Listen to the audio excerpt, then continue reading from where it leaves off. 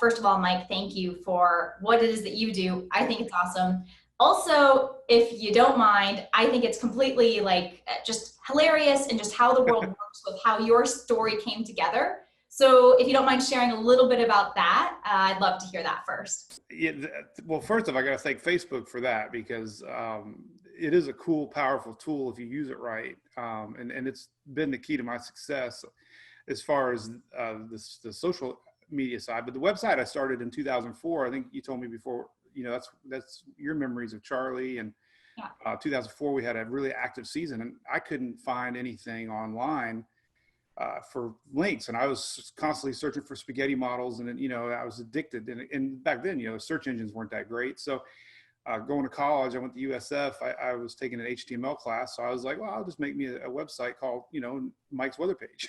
So stupid, but I shared it with friends and family. And over the years, Facebook, I think I started in 2008 or 9.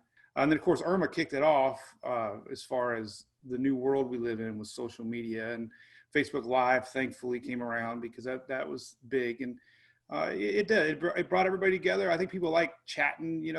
They chat away during the lives. People connect. It's kind of like the old AOL chat rooms. It's like it's come back in a new modern era. And it just brings people together. And I'm able to ramble on. People like it. It's crazy. I don't know how I've got to where I'm at. It's a strange addiction. Yeah, but that's, you find someone who's super passionate about something and there's an attractiveness to it. Other people want to get into that space and see that information. Like, I swear we all geek out watching you go through all those models. So it's a really cool experience. So hurricane season 2020, right? Yes. We're just at the outset. Like, what do you think? I'm hearing a lot of different mixed stuff out there. Every single prediction that I've seen has been above average. They look back at weather patterns based on other years, and there's just a few things you can look at into the future and see we're going to have an active season. So obviously everything's based on average numbers over the last 150 years, but we're already seeing signs the waters are warmer than normal. That's a huge player, and they're already showing the anomalies maps. The second thing is the El Nino, which is becoming quite popular on the news. There's a lot more talk about El Nino. We're going to be in a La Nina possibly stage, which is the opposite of El Nino. So a neutral La Nina stage means that the Pacific, actually all of our hurricanes a lot of it is influenced by the Pacific.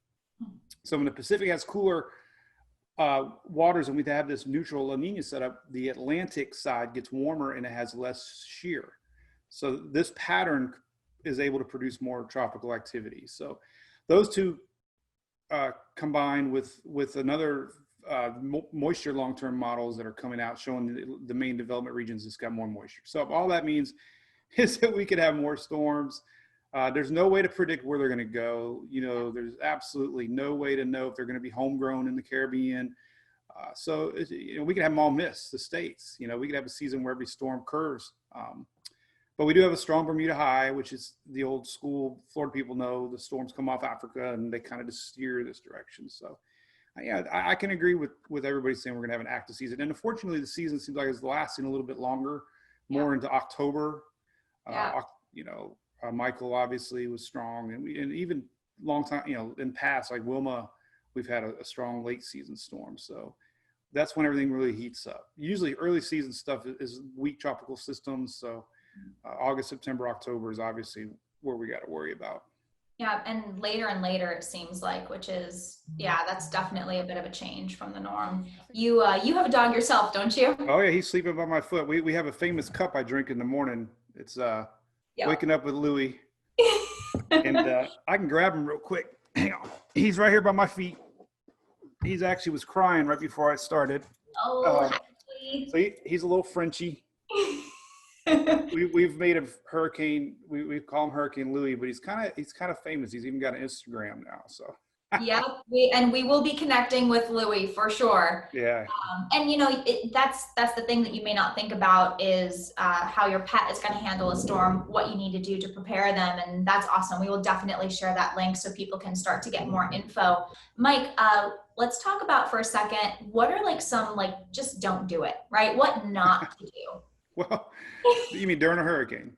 Yeah, like during a storm, or maybe waiting to, is there too late to evacuate? Like, let's talk about like some mistakes people can make. Uh, Staying, well, okay, well, older people, for example, when we're in an evacuation zone, or when you're told to evacuate, like an A, B, C, whatever section you live in, Yeah. it fire and safety and police are not going to come to your house, and that's what people don't realize.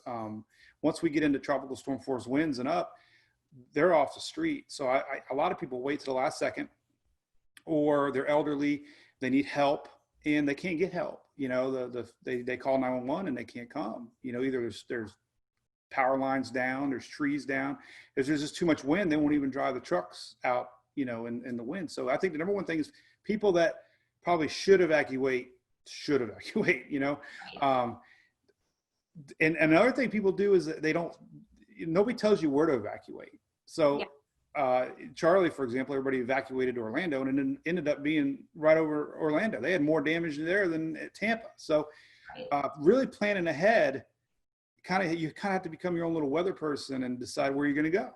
My biggest thing with hurricanes is losing communication, and that's the thing. And if you don't have a way to charge your phones, that's the thing. Most people don't think about that. So that's my number one tip in today's world is just have a plan in place to keep your electronics charged and to keep your kids sane too, because Oh, everybody's sucking their iPads down, and you're going to need extra battery.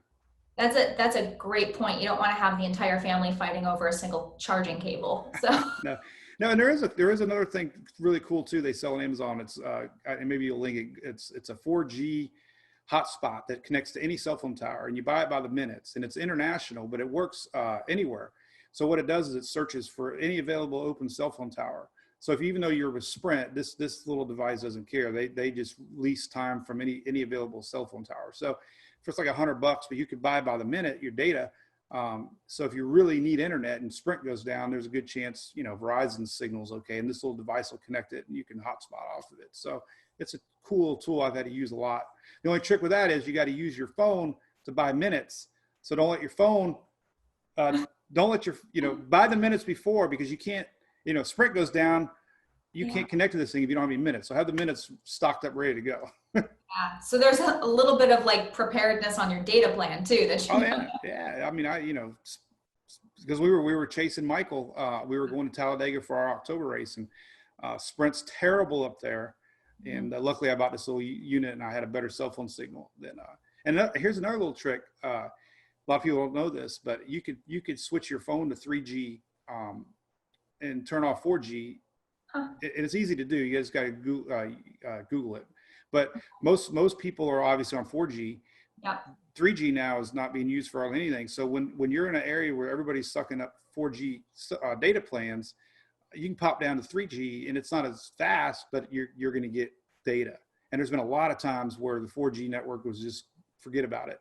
But I would switch my phone to 3G only, and I would at least get data a little slower, but I could get online. That's awesome. I've actually never heard that before. That's a great tip. Hey, so I mean, it's just been super cool talking with you, and again, just love what you do and love the kind of community that comes around. I mean, I think obviously there's a lot more activity when there's an active storm going on, and you get so many people coming in, but also just throughout the year now, like you said, you're tracking other systems in other areas of the country as well. So I think the idea of being more in tune to the weather for yourself locally and for what's going on globally is really important. And we're able to do that now more than ever.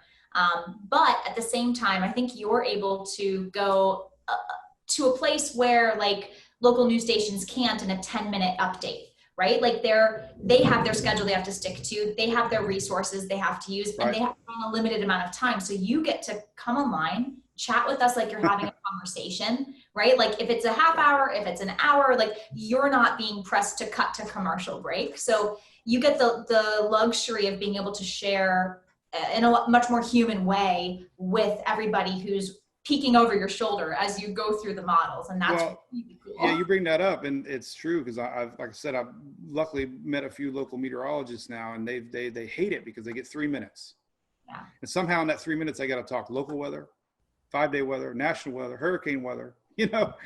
So yeah, and there's a lot of people starting to expand doing this. You know, being prepared is the best thing, right?